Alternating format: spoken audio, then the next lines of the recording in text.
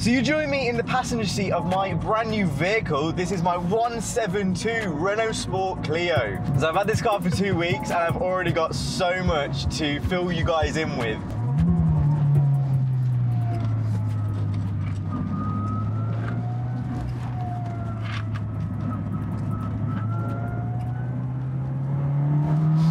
Yo, apologies already for the weird faces I make when I'm driving. I can't help it, I know. It looks like I'm half having a stroke sometimes. So last Wednesday just gone, I ended up taking this car for an inspection where they basically told me everything wrong with the car, what needs fixing, all that kind of stuff. And we also got a few fixes underway. Not to mention that I've actually got some upgrades coming this week, believe it or not.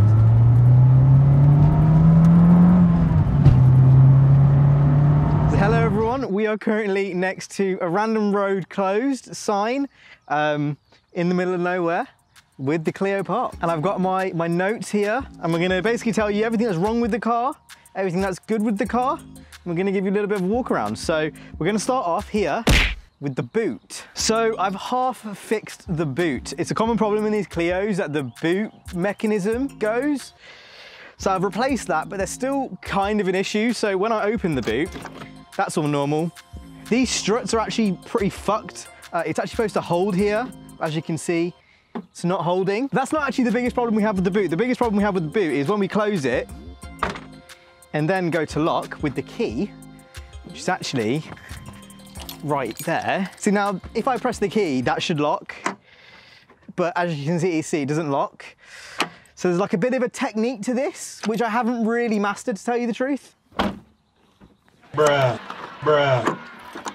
Okay, now you can see it's locked. Yeah, I don't know what's causing that. I think it might be the boot latch, but who knows, honestly. If we actually go ahead and look down here, you can't see it from this angle, but I will get some B-roll. There's actually a custom exhaust fitted to this. I think it's a K-Tech exhaust. I think that sounds pretty good, to be honest, and I quite like how stealthy it is. So far, I've really been enjoying this. I actually meant to go and record my trip to the Peak District. I went up there with another YouTuber, JVY Pennant, link will be down in the description, and drove some really nice roads up there. But I've driven it all over the place in the last few weeks, to tell you the truth. I've really been enjoying this car. It's just so responsive, picks up so easily when you get into the higher RPMs.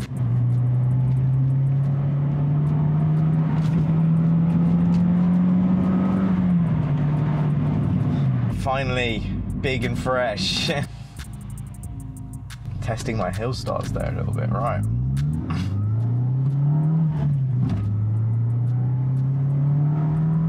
But if some of you actually watched my last video, you'll know that these cars are actually particularly known for their chassis.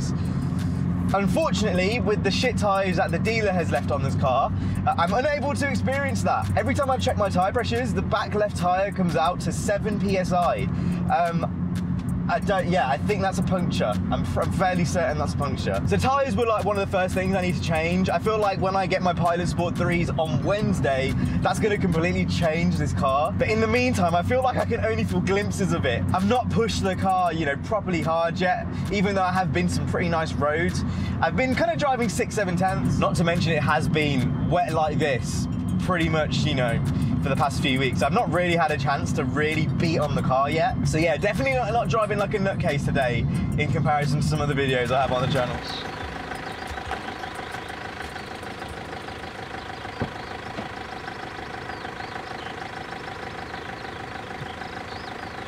The road's closed.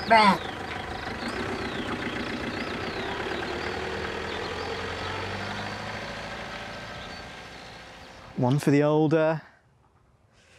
blooper reel. If we come round to the front, the tyres, these have actually been changed since I recorded the in-car part. Today's actually Wednesday. You'll hear later on in the video I say my wheels are getting changed on Wednesday, my tyres are getting changed on Wednesday. The lights need a bit of a clean, they're a bit dirty around here. There's a few scuffs and scrapes on the front bumper. Few other little bits and bobs as I'm going around, I'm seeing them. So the license plate, which will be blurred out for you, that is gonna get reduced in size. So it's gonna be a 3 1/4 plate. It's just gonna cover the kind of top of here. See, there's a little bit of a dangling part here at the moment. I really don't like that. It's definitely showing its age a little bit. It's not, you know, a new car, but I don't think that looks too bad, to tell you the truth. With the MX-5, if you were driving it like a twat, no one could really tell. because you were going so slow. But it was fun as fuck to drive because you were always on the limit when you were driving. So you felt like a racing driver, even though you were only doing like 45 miles per hour, you know, whatever, at the top of third gear. But this, it's just got instant torque everywhere. Oh my God, I'm doing 60. There is plans for this car. I want to really live my inner boy racer fantasies with this car. When I bought it, I kind of always had this vision of kind of doing an underground 2 build, and that is basically what we're going to do. So fast road, half track build, but as you all probably know by now, some of you might know, like I'm obviously a DJ, I really like music, so we're going to do a subwoofer in the back, new speakers all around, stereo, you know, I want this to be the perfect machine to cruise Scotland in, but then also able to, you know, say go to the Nürburgring and do a few laps around the Nürburgring and handle compliantly. That's kind of the goal with this car. I'm aware the 172, it's not the most imaginative of choice for anyone with £5,000 in the UK. One quick search will tell you that this car is not only a future classic, appreciating in price, but you know, these have already been ragged to death with. Finding a nice one of these has been hard, and I would argue that this isn't even, you know, the best you can probably find them. So yeah, I definitely will outline my customization roadmap in a different video because I'm going to take you guys along for that journey. It's a shame I didn't get the chance to make a video on the MX-5 before it left because this car really did come too soon. Like I just didn't have time to make a video. But we're here, and honestly, I'm not sad about losing the MX-5 yet. I need to think of a name for the car, but I couldn't think of anything sexy beginning with R that is French. So if you have anything that comes to mind, let me know. But I can't think of any sexy names that begin with R that are like Renault, that are French. Remy, but that's like the Ratatouille rat. So I don't know whether I want to call my car that. It doesn't really like appeal to me. Oh my days! Honestly, these tires in these conditions, it's like musty, just wet bread.